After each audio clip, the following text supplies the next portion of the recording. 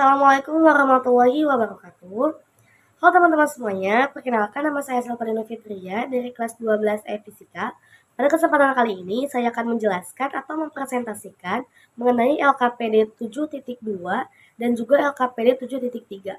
Yang mana LKPD 7.2 itu materinya berkaitan dengan musyawarah mufakat di lingkungan keluarga, dan LKPD 7.3 materinya mengenai tata cara pemilihan di TPS. Selamat menyaksikan. Baik, kita beranjak ke LKPD 7.2 mengenai bentuk-bentuk musyawarah mufakat dalam lingkungan keluarga. Poin yang pertama, musyawarah sekolah atau jurusan. Saya bersama keluarga selalu menentukan pemilihan sekolah ataupun pemilihan jurusan di sekolah. Nah, keputusan pendidikan melalui dialog keluarga mencerminkan sila keempat Pancasila dan termasuk ke dalam norma kesusilaan. Menghargai pendapat Undang-Undang Nomor 20 Tahun 2003 Pasal 12 Ayat 1. Selanjutnya, poin yang kedua, musyawarah aturan pergaulan. Saya bersama keluarga selalu memusyawarahkan aturan dalam pergaulan. Jadi, anak selalu menerapkan aturan pergaulan berdasarkan norma kesopanan sesuai Undang-Undang Nomor 35 Tahun 2014 Pasal 26 Ayat 1, yaitu norma kesopanan. Selanjutnya, poin yang ketiga, musyawarah kegiatan akhir pekan. Saya bersama keluarga, jika ada jadwal untuk liburan atau liburan akhir pekan, selalu dimusyawarahkan.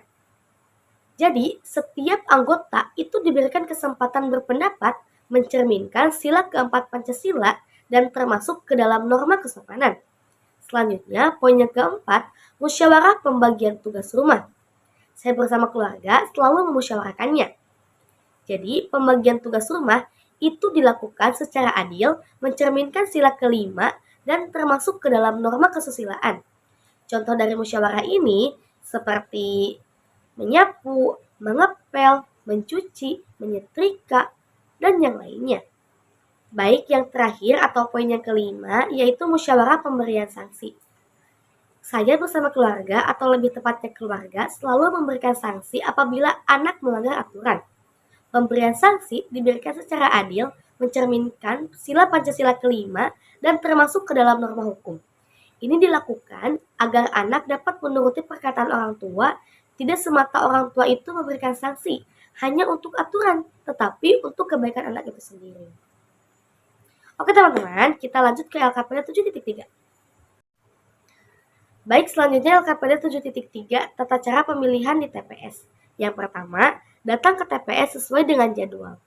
Pemilih datang ke TPS yang tertera di undangan atau formulir C pemberitahuan dengan membawa KTP atau surat undangan memilih. Yang kedua, mendaftar ke petugas KPPS. Pemilih melapor ke petugas dan menyerahkan KTP atau surat undangan untuk dicatat dalam daftar hadir. Yang ketiga, menunggu giliran dipanggil. Setelah terdaftar, pemilih menunggu hingga namanya dipanggil oleh petugas. Yang keempat, setelah namanya dipanggil, pemilih menerima surat suara sesuai dengan jenis pemilihan dan diperlihatkan bahwa surat suara masih kosong dan belum diisi atau belum dicoblos. Yang kelima, pemilih masuk ke dalam bilik suara. Nah, setelah masuk ke dalam bilik suara, pemilih membuka surat suara yang telah diambil, lalu pemilih mencoblos secara rahasia. Yang keenam, pemilih mencoblos surat suara. Nah, pemilih mencoblos satu kali pada gambar atau nomor atau nama calon ataupun partai sesuai dengan pilihan. Yang ketujuh, setelah itu melipat kembali surat suara. Setelah mencoblos, surat suara dilipat kembali seperti semula. Yang kedelapan, memasukkan surat suara ke kotak suara. Nah, pemilih memasukkan surat suara ke kotak suara yang sesuai ataupun ada warna-warna khusus.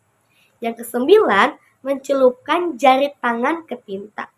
Nah, pemilih sebagai tanda telah memilih, pemilih itu mencelupkan jari tangannya ke tinta khusus.